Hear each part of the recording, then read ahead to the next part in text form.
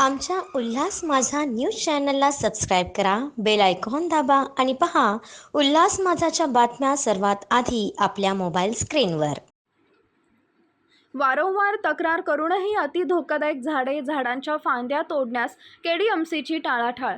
शिवसेनेच्या माजी नगरसेवकाचा केडीएमसी सचिवांच्या कार्यालयाबाहेर ठिय्या।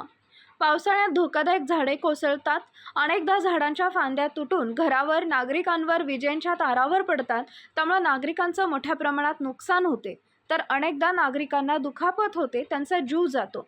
या पार्श्वभूमीवर अशी धोकादायक झालेली झाडे तसेच विजेच्या तारांवर, घरांवर लोंबकळणाऱ्या झाडांच्या फांद्या तोडण्याची मागणी शिवसेनेचे उपशहर प्रमुख व माजी नगरसेवक मोहन उगले यांनी महापालिका प्रशासनाकडे केली होती।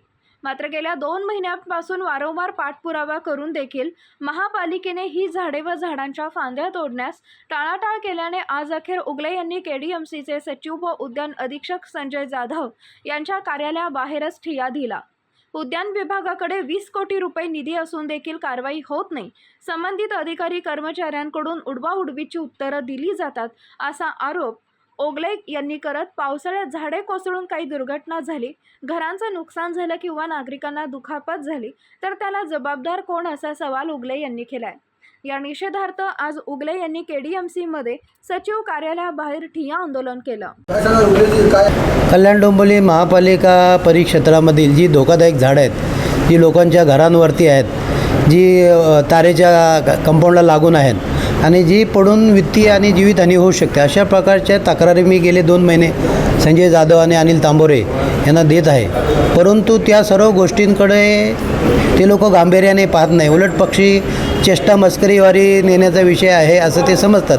परंतु जर का एखादी वित्तीय हानी झाली आणि त्याच्यामध्ये जर का माणसं दगावली, मग तेव्हा प्रशासन जागा होईल का? मग जर का आलेली तक्रार निरसन करायच्या वेळेस निरसन केली नाही तर पुढचे जे प्रश्न उद्भवणार आहेत ते उद्भवणार नाही, असं माझं वैयक्तिक स्वतःचं मत होतं आणि त्या दृष्टीने मी यांना वारंवार सांगतो आहे। परंतु त्याकडे काय ते लक्ष देत नाही, दुर्लक्ष करतात आणि झाडं कटिंग कापायचं हे टेंडर दिलेलं आहे। 30 लाख, 35 लाख, 40 लाख असे टेंडर दिलेले आहेत। मग जर का तुम्ही टेंडर दिलेलं आहे तर त्या इसमांकडून काम का करून घेत नाही? आणि जर का माणसं पाठवली तर ते 1-2 माणसं पाठवतात आणि ते 1 तासाने घेऊन जातात। त्यामुळे जर का महापालिका ह्या उद्यान विभाग ट्री गार्ड कटिंगसाठी लाखो रुपये टेंडर काढते, या उद्यान विभागामध्ये जमा असलेली रक्कम 20 करोडच्या अधिक आहे, मग ते गार्डन विभागामध्ये, उद्यान विभागामध्ये विविध ठिकाणी खर्च करणं गरजेचं आहे, ते तर करत नाही। मस्त बँकेत पैसे ठेवतात, व्याज चालू आहे। त्यामुळे जनतेच्यासाठी असलेले पैसे जनतेसाठी खर्च करा असं मी वारंवार सांगतो। आणि ही जी वाढलेली झाडं आहेत यांच्या फांद्या छाटा, त्या पण तक्रारी करतो। उद्या लोकांच्या घरावर पडलं, त्यांचं छत कोसळलं तर जबाबदार महापालिका आहे का संबंधित अधिकारी आहे? मग पैसे कोण देणार त्यांचे? असं माझं मत होतं आणि मी त्यांना सांगितलेलं आहे, तरी त्यांनी आज तागात दुर्लक्ष केलं। मी परवा दिवशी त्यांना फोन करून आणि मेसेज टाकलेला आहे की जर का माझं काम होत नसेल तर मी तुमच्या दालनाच्या बाहेर बसणार आहे, याची तुम्ही नोंद घ्यावी।